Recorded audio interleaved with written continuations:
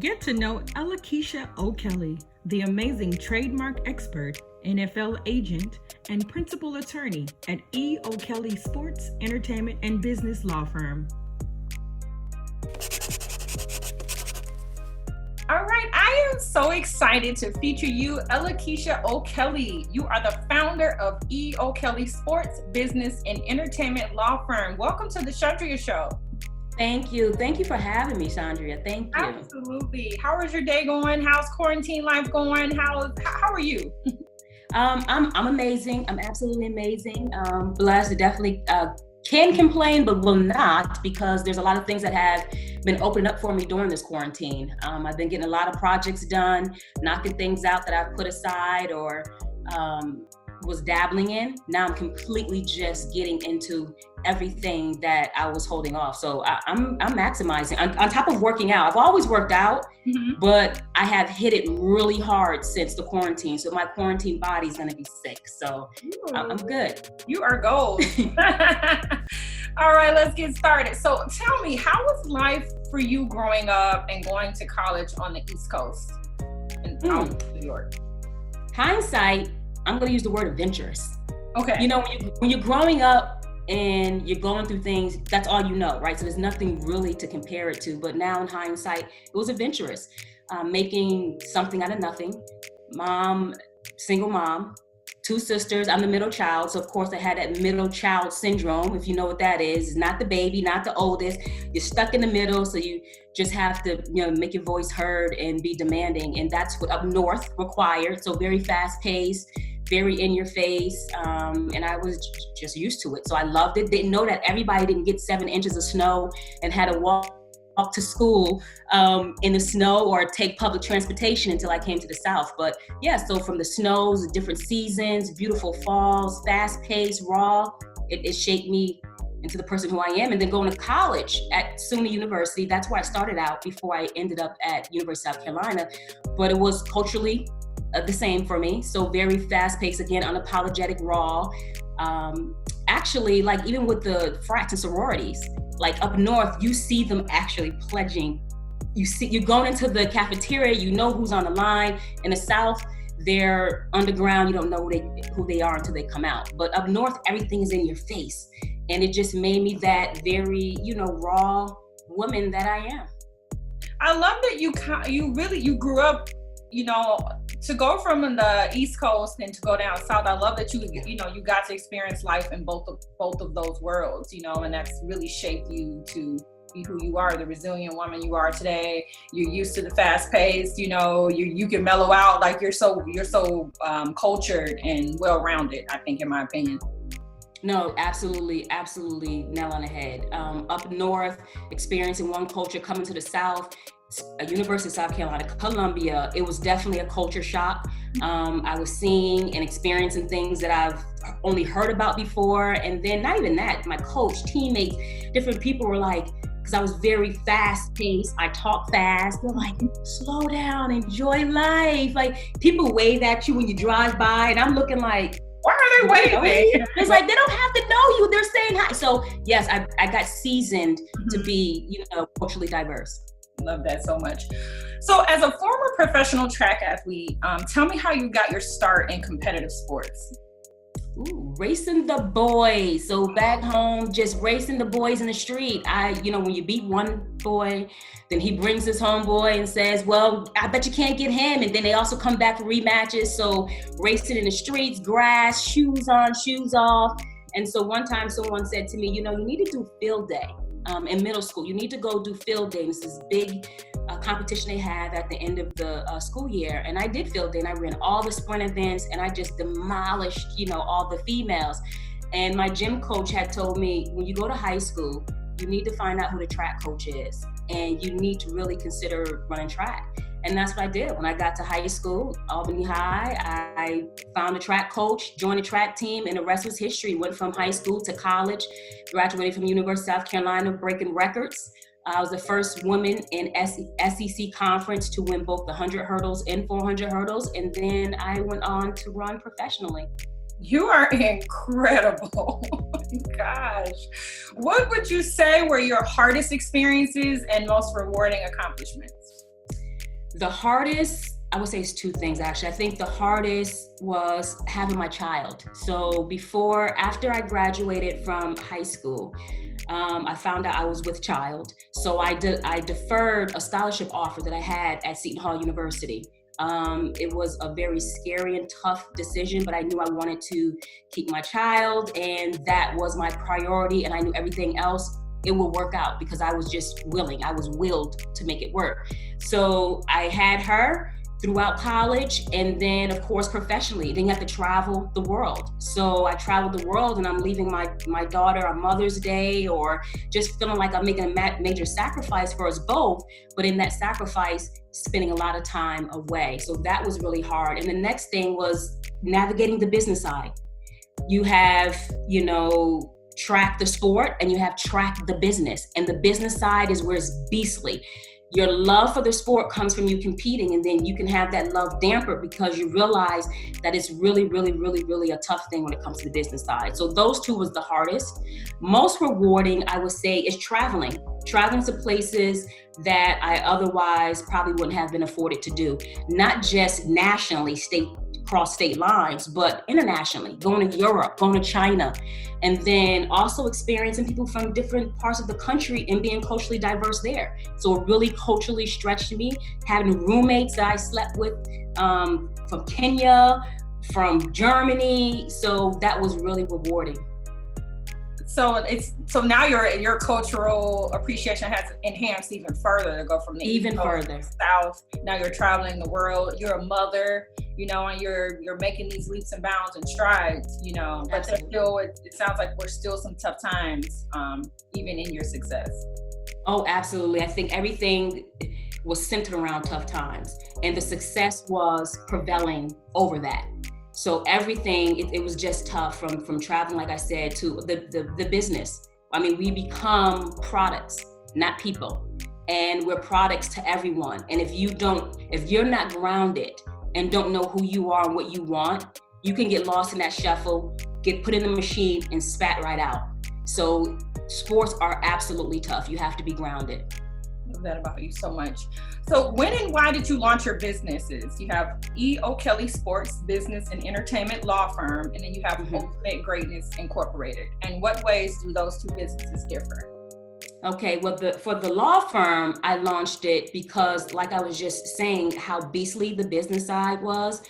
And I know I needed a me at that time. Not someone, I had agents, managers, so not someone who could do the paperwork, but someone who could relate to me, who can understand me, who can understand my language.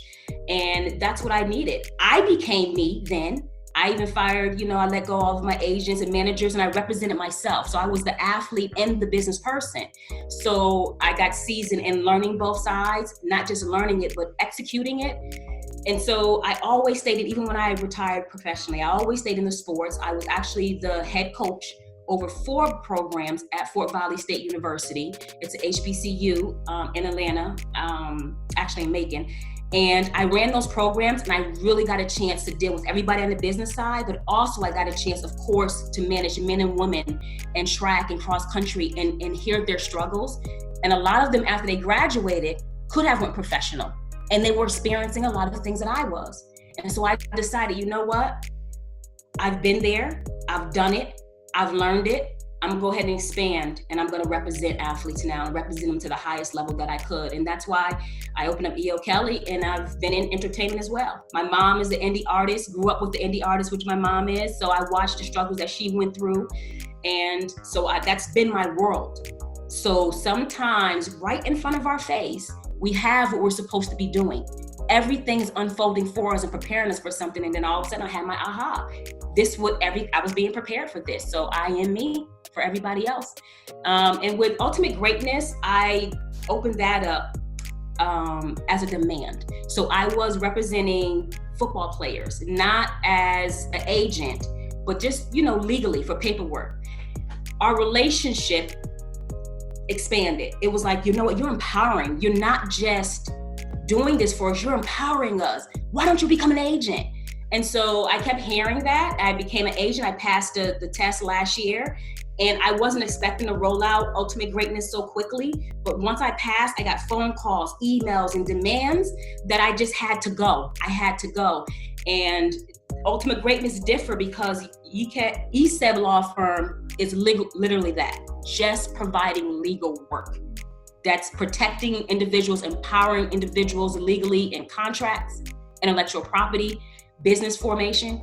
Ultimate Greatness, UGA, is more than that. It's developing those individuals to be the best versions of themselves as business professionals. And I use 8 principles: professionalism, relationship, ownership, community, leadership, economic inclusion, action, and results. And those are the 8 principles that we don't just live by, but we push into our individuals so that sports and entertainment is just a means and not an end.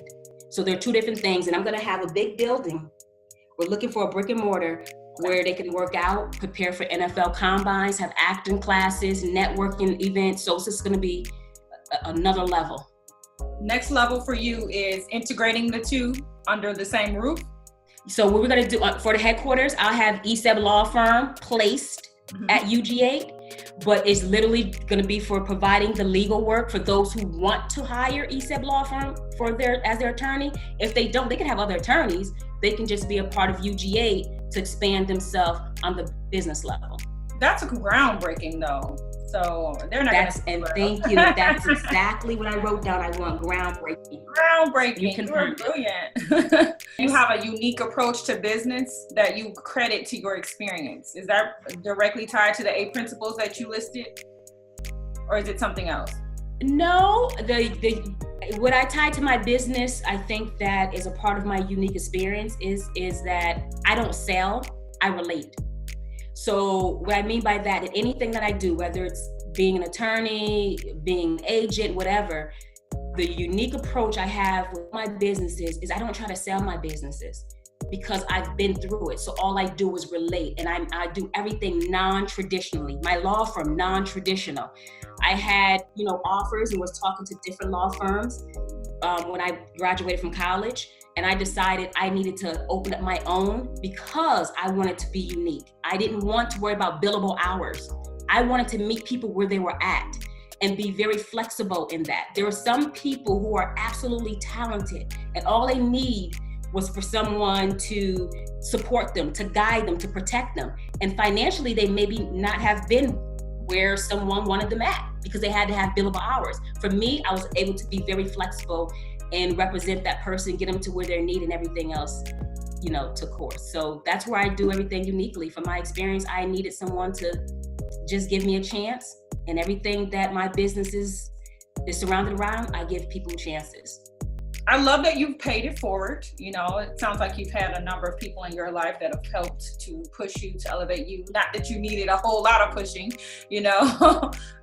especially with your resiliency, your determination, and now you've turned that and you're helping other people along the way. So I love that. I love your journey. I love, I love your timeline. I love how you've come up, like where you've come from being an athlete to now, helping other athletes in every way possible. So. In every way possible. You use your knowledge to help athletes, artists, entrepreneurs protect their intellectual property. As a celebrity attorney, NFL agent, and business strategist, what's a typical week in your life like? Ooh, typical week. No 2 days are the same. The only thing that's the same day in, day out, week in, week out, month in, month out is my personal routine. I meditate, I read, I journal. And I exercise. That's just going to be a part of my day. That's going to be carved out. Everything else can change. I could go from having tons of phone calls, zipping across the city to have in-person meetings, showing up for speaking engagements. Sometimes I even show up for judging events for entertainment events. I'm the judge, I'll judge. And then of course I'm there, I sneak in some legal advice. And so it's all over. It's just as varied as the industries are. So it just goes a lot. And then I could be in my office literally just doing paperwork. And that's the part that a lot of people don't understand, especially when they think about being a sports and entertainment attorney. A lot of it is transactional work. So I'm behind and I'm doing major projects. I'm also, of course, protecting individuals. So it could be in the office or all over the place. Busy weeks though, right? It's very, very busy. Still really busy. It is, absolutely. Because my clients are busy. And so imagine I have myself times 40 people that are busy. So I'm 40 times more busy. But again, I have my grounding within it, and then everything else becomes a flow, and I just prioritize. I love that you make self-care a priority. And I also love that, I love how rewarding the work is. That's what I hear, how rewarding. It is rewarding because it's people say the word vocational. It's not a job, it's not a vocational. It's a vocation, something that you're born to do. And like I said, my journey, the times that I went through where I had tears on my pillow, I didn't understand why. My questions was why? It went from asking that question to now being able to explain what my why is. And all of it just unfolded. You remember the connect the dot puzzles? You see the little dot and you draw the lines and then you see what the big picture is? That's what it felt like to me. All the dots are connecting and it makes sense. And it doesn't feel, it's not work. It literally, I'm an extension of myself doing everything that I'm used to doing. That's phenomenal. What do you attribute to your success in 3 male-dominated industries? Being unapologetic. Love that. And being very confident and prepared in what I'm doing. So I know that I belong. I know that I'm supposed to be doing this. It's just so happened in society, it's male-dominated industries. I don't worry about society, I worry about my calling. And because of me feeling so compelled and I know what my intention is and my vision is very clear, none of that matters. If anything, just like as an athlete who was a hurdler, those are hurdles. I'm just gonna attack them. And that's how I train as a hurdler, is attack. And that's the same thing. I just attack and go forward. And the way I attack is being prepared and showing that I'm ready. You're smart, you're educated, you're ready, you're willing to put in the work at all costs, and that's why you're successful. Thank you. How do you create more opportunities for women and inspire them to shatter the glass ceiling? Oh, several ways. One, a lot of things that I do with the intention of thinking about women. And like from internship with my law firm, this is the first year I opened my doors for interns. And the first thing that I did was try to target women. I wanted to get women into this industry and to learn it. Because I remember when I was in law school, there wasn't that many opportunities for internships, unless you know someone, especially as a woman. So I opened up doors to have people come in. Secondly, collaborations. Anything that I do, I try to collaborate and target a female that is, skilled, prepared. I'm gonna think of a woman. When I decided to hire a publicist, first thing I thought of, I want a woman. So I'm always thinking about, I want to bring females in. That's the first way. The second way is kind of piggyback off what I just said, producing, laying out results. Because what I do, I'm a representation of females. At the end of the day, no matter what, whatever we look like, whatever people perceive us, we're attached to other people that look like us. So if it's because of, I'm a Black woman, somebody Black, I'm a woman, somebody woman, no matter what it is, because I am a woman, I have to show up and show out, not just demand a seat at the table, but be prepared to serve and eat and participate at that table. So I produce results. And that's another way that it breaks down that barrier in the walls and the glass ceilings for the next woman. I love that you said, don't just come to the table to sit. Come to the table to eat, come to the table to serve, come to the table to dialogue. Do more than just grab a seat at the table. Be ready to do the work. So that's inspirational to me.